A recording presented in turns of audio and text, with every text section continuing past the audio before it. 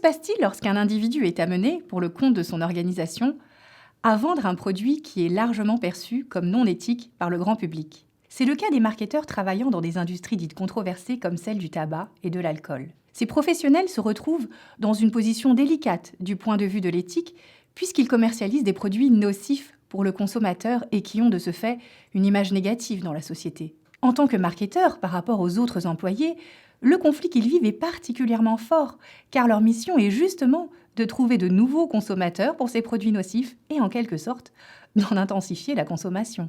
Alors, comment les marketeurs du tabac et de l'alcool vivent-ils une telle situation?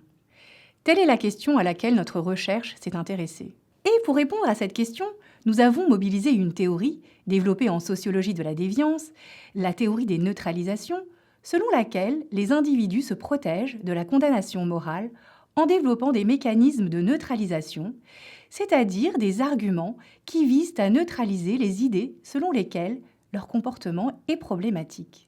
Les entretiens que nous avons menés auprès d'une vingtaine de marketeurs dans ces secteurs, tabac et alcool, font apparaître 3 stratégies de neutralisation.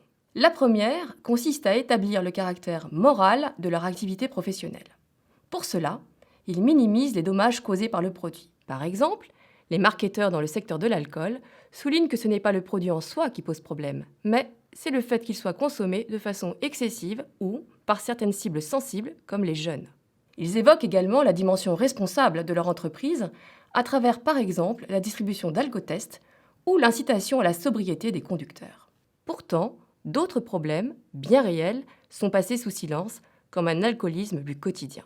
Un deuxième type de stratégie de neutralisation consiste pour les marketeurs à se déresponsabiliser.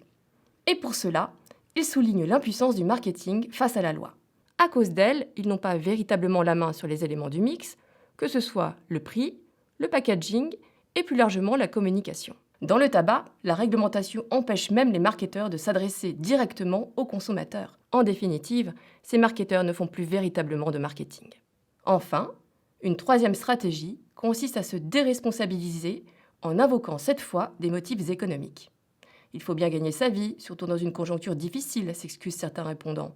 Or, les conditions matérielles proposées par les entreprises de ces secteurs controversés sont justement très confortables. Ce qui est intéressant, c'est que ces avantages sont présentés comme une sorte de compensation face aux coûts éthiques ressentis par le salarié.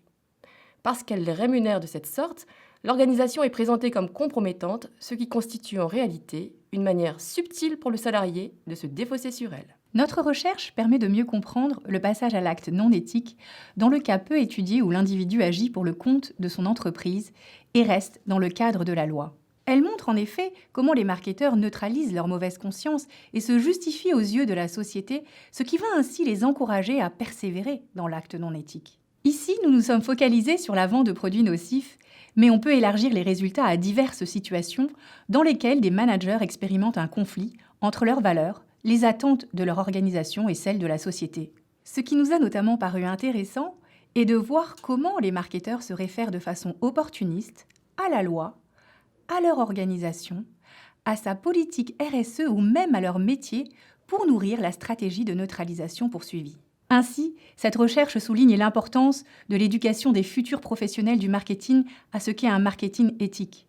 Une telle démarche aiderait les futurs marketeurs à évaluer de façon critique leurs pratiques et éviter ainsi de tomber dans le piège de la fausse bonne conscience.